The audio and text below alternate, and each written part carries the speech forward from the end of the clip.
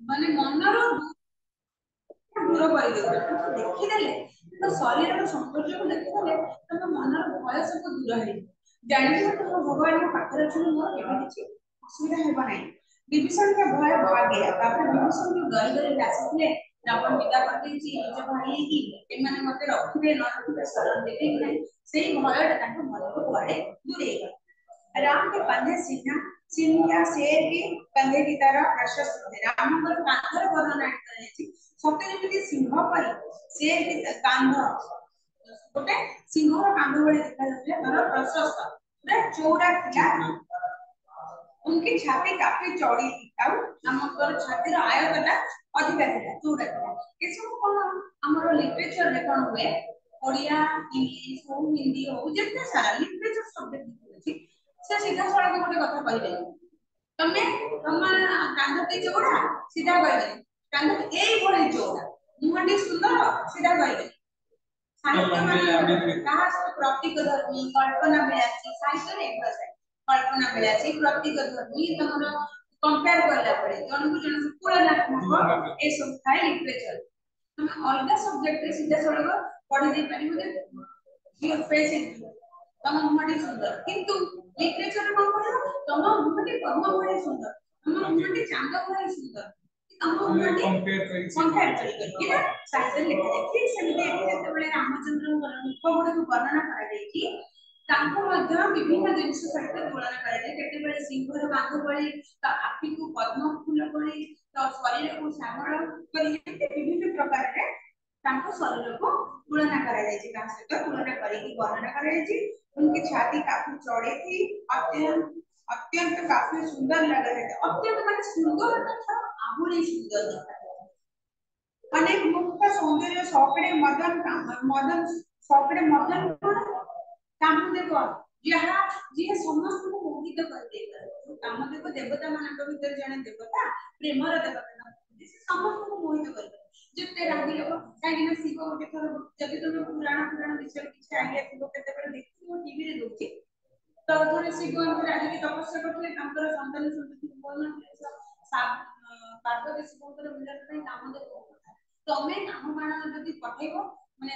ଶିବଙ୍କୁ ମୋହିତ କରିପାରିବ, ତାହେଲେ ପାର୍ବତୀ ଶିବଙ୍କର ମିଳନ ହେଲେ ସନ୍ତାନ ଲାଗିବ।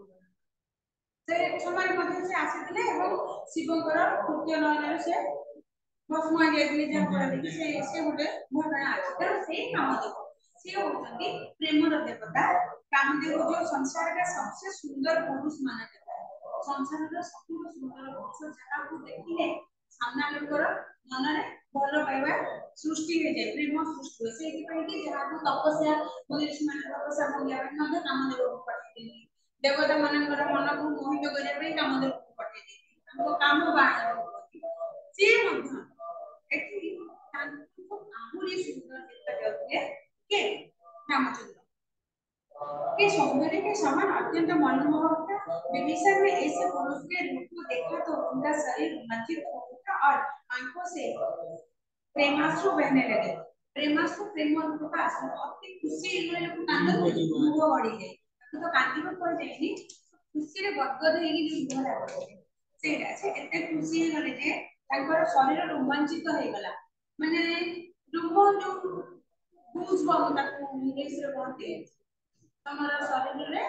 जेते बेले माने अत्यंत खुशी गले गिर गिर गिर गिर भय आई जाए, लोग जो बेटा बेटा कांदी दे कौन रूपटा बेसी दुख रे रूपटा को भय रे सेटा ना खुशी रे गदगद हे जाओ फुलित हो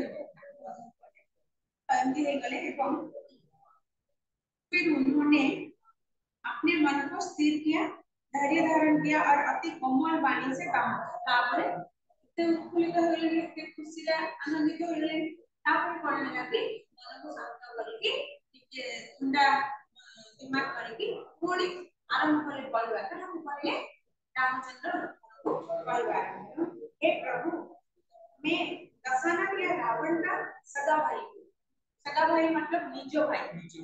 ମୁଁ ହେଉଛି ତେଣୁ ସେ ଅତ୍ୟନ୍ତ ବିନମ୍ରତାର ସହିତ ଶାଳୀନତା ରକ୍ଷା କରିକି କଥା ସେ ଗୋଟେ ରାକ୍ଷସ ପୁରୀରୁ ଆସିଛନ୍ତି, ଅସୁର ପୁରୀରୁ ଆସିଛନ୍ତି ବୋଲି ଗୋଟେ ଅସୁରର ଭାଇ ବୋଲି ଅତି ଚିଙ୍ଗୁତ କିମ୍ବା ତାର କଥାବାର୍ତ୍ତା ନୁହଁ, ତାଙ୍କର ଅତି ଶାଳୀନତାର ସହିତ विनम्रतार सहित कहले हे प्रभु हे नाथ हे प्रभु संबोधन कले रामचंद्र प्रभु बोली संबोधन करछंती दशमनिया रावण का सदा बालु मु होउची दशनंद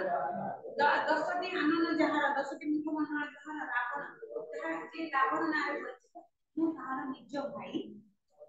शत्रु का भाई शत्रु ही होता है ना तो से मन मन कहूची से मतलब से जड़े जे शत्रु रो भाई को समस्त शत्रु बोली शत्रु नजर देखते ना मेरा जन्म असुर कुल में हुआ है मोर जन्मटा असुर कुल रे है कारण मु कहि पारिबिनी जे चार जो जगह रे जन्म है सेटा कोन से बदलाई पारिबो तार प्रवृत्ति को से बदलाई दे पारे ता प्रकृति को से बदलाई दे पारे किंतु तार जन्म स्थान को से बदलाई पारिबनी माने कहछि कि मोर जन्म असुर कुल रे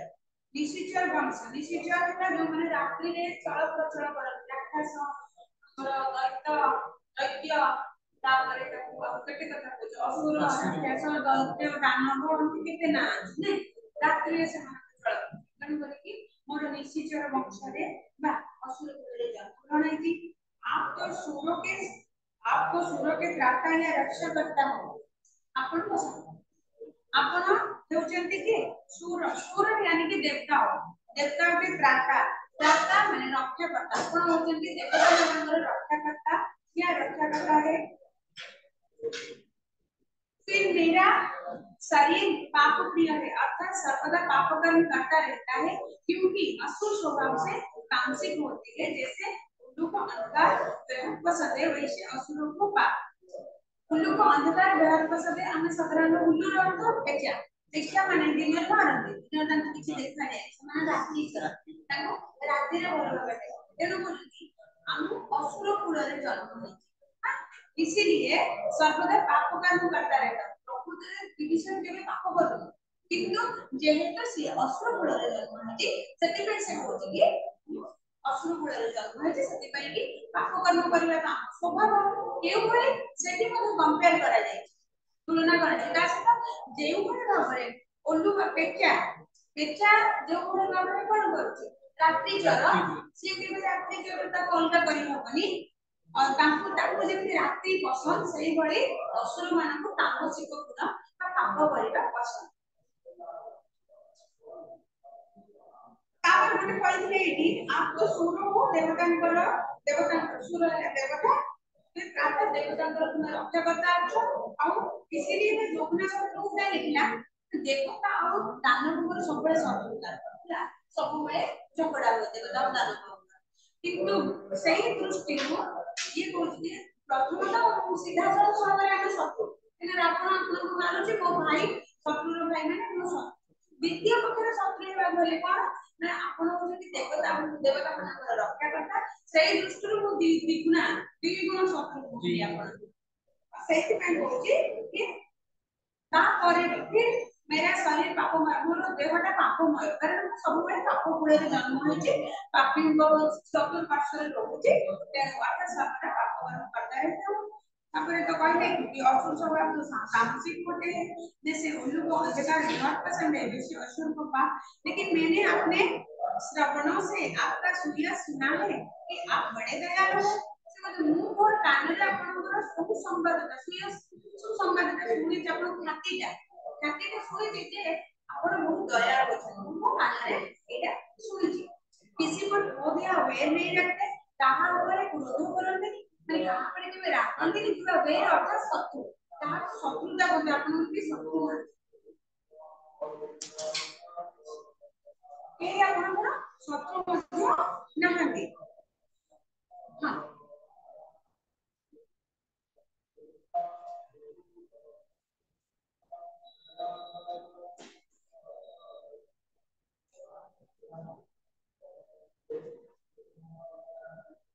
अपने स्वभाव के कारण सब पर दया करते हैं आपनको निजर जो स्वभाव अछि आपनको स्वभाव हेतु आपनको अभ्यास आपन समस्त को दया करते आप भगवीर या सांसारिक क्लेश को नाश करते हैं आपण संसार क्लेश क्लेश होला दुख जंत्रणा को सब नाश करते आपके शरण अत्यंत सुखदायी है आपनको शरण नेबाटा अत्यंत सुखप्रद अत्यंत ଆପଣଙ୍କ ଶରଣ ନେଲେ ଆପଣଙ୍କ ପାଦ ତଳେ ଯଦି ମୁଁ ଆଶ୍ରୟ ନେବି ताहले ताजा खुशी आओ किछि नहीं। इसलिए आप मेरी रक्षा कीजिए, मुझे बचाइए, क्योंकि आप किसी भी आर्थिक व्यक्ति की आरती को हरण करने वाले हैं। तो आपण मते रक्षा करंतु, मते बंचंतु, कारण आपण कोठी व्यक्ति रो आत्म आत्म अर्थात दुख जो हमें अति दुख रे भगवान को डाकनी ताको आत्म ना माने अति तो करुण ना तेणु आपण समस्त दुख शुणती, समस्त दुखीर दुख आप शुणती। आप रघुवंश की परम वीर है, अजय है, मुझे शरण दीजिए। तापर बोले आपण रघुवंशर परम वीर, श्रेष्ठ वीर, आपण अजय, आपण के पराजय कर परिबे, आपण ऊपर सब बेले जय, मुझे शरण दीजिए, मते आपण को चरण तले शरण दीजिए। तापर आस्ते को नंबर जो है वन गला टू गला नंबर 3 आस कहीं करत दंडवत देखा, सूरम उठे प्रभु हरस विशेषा, दीन बचन सुनो प्रभु मन भावा, पूज विशाल गाही हृदय लागा, अनुज सहित मिली दिव्य बैठ। एटा हला पर बुझिले ना, एना बुझिले अनुज सहित मिली दिव्य बैठारी, बोले वचन भगत भयहारी, कहूं लंकेश सहित परिवार, कुशल उद्धार बस तुम्हारा, खल मंडली नहीं, खल मंडली वसु दिन राति, सखा धर्म निवसह निवाह होए भांति। से बोले केमिति तमे रामचंद्र एटा तमे ए जो फल मंडली में तुमे फल न पड़े, तुमे फल मंडली में किपरि भाबरे दिन राति चली पारुछ, तुमको किछ कष्ट होनी काहे ना से बोले तार तो एटा मृत्युटा भी बेसी भल, कि एमिति कष्ट लोक माने खराब लोकंक भितर रहिबाटा आहुरी मृत्यु ठार मध्ये भयंकर। फल मंडली बसहु दिन राति, सखा धर्म निवह केहो भाति, मैं जानो तुम्हारी सब रोती, आति नयन खुद न भावनी, बूढ़ भल बास नरक कर दाता, दुष्ट संग जाति तेहि विधाता। बरु भल बास नरक कर दाता, नकर बास करिबा बरम भल जदि विधाता हमको खराब लोगों को पाखे बास करिया ता माने भगवान रामचंद्र ये कहउछथि कि खराब लोग फल लोगों को ठारू पाखे रहिबा अपेक्षा नरक बास करिबा श्रेष्ठ कर। अब पद देख कुशल रघुराया, जो तुम कितनी जानी जना गाया, तब लागी कुशल न जित कहूं, समने हो मन विश्राम, जब लगे भजन न राम कहूं, शोक धाम तजिका। 4 नंबर एटा पुणे कहउछन कोन एति बड़ कहले कोन तार सत कथा होते रामचंद्र को विभीषण कहछिया। एबे विभीषण को रामचंद्र तार कथा सुनला परे रामचंद्र तांकर कोन भावनाटा सी कहउछन। यह कहकर विभीषण ने दंडवत प्रणाम किया। जते बेले राम कोन विभीषण कोन कोइ के दंडवत करले नमस्कार कर जे मु हेला दैत्य कुल रे जन्म, मु पापी, मोर शरीर पापी, तथापि आपण तो शरणदाता, आपण मोर सुनि जे आपण समस्त को सहायता करंती, दया करंती, मते मध्य शरण दे। टाइम में कहबो टाइम नहीं फोटो देती छाड़। प्रभु ने उनको प्रणाम करते देख तुरंत उत्तर विशेष हर्षित हो विभीषण के पास गया। अत्यंत विशेष हर्षित अत्यंत खुशी से सहकार जेतेबेले से प्रभु को नमस्कार करछ रामचंद्र को, से अत्यंत खुशी रे सहकारे ताको पाखको गले। विभीषण के बिना वचन उनको बहुत अच्छा लगा। विभीषण जो अत्यंत विनम्रतार सहित जो कथा बोली कहते से समस्त कथा रामचंद्र को पसंद है। सेटा राम ने अपने विशाल भुज या बाहुओं में विभीषण को भर लिया और हृदय लगा लिया, आलिंगन में भर लिया। तब तक आलिंगन कले कोलाव्रत कले तांकर जो विशाल हातर भुज को लेके तांको जो आलिंगन करते कम करते सेंते विभीषण को कले। उनके तापर उनको ले आए, तांको तांको संग रे नहीं उनके क्या थे तांको तांको कोड़े की नहीं के तांको पाखु नहीं गले। छोटे भाई लक्ष्मण के साथ मिलकर पास बैठ गए। तापर छोटे भाई तमन लक्ष्मण जो बसी थे सेठ जाके पाखरे समस्त बसी गले। राम ने भक्त के भय को हरण करने वाले वचन थे आ भक्तर कष्ट हरण कला भली कथा गुडी को कहले। ता परवर्ती समय रे जो कहबे जे हम किभଳି भाबरे एमपी जगह रे दृष्टि रहउछ ठीक एति हम बुझा पड़छ ना बुझा पड़छ बुझा पड़छ डाउट लगे पचारिबो हा बही नाही तमे बही आनला परे ताको सब रीडिंग मारिबो हा ए सब तो पढा एगुडा सब हिंदी एटा हिंदी भाषा रे लेखा अछि किंतु प्रोनाउंसिएशन टा अवधि भाषा ठीक लागुची ना टिके हटकी भले लागुथबो मते भी फास्ट जेबे पढि लाउला तेणु किछि असुविधा नै आरो वाक्यटा पूरा डिस्क्रिप्शन टा एपटे दे हा दोहे तमर केतेटा अछि त दोहे र केतेटा हिंदी भाषा रे अछि केतेटा अवधि भाषा रे अछि केतेटा ब्रज भाषा रे मतो अछि तेणु तमर रहीम के दोहे गोटे थिला एटा अछि गोटे तुलसीदास कर रामायण दोहे भलिया माने तमर कविता भलिया काव्य न एटा काव्य विभाग सेही ठीक नेक्स्ट सही तो सॉरी को नेक्स्ट क्लास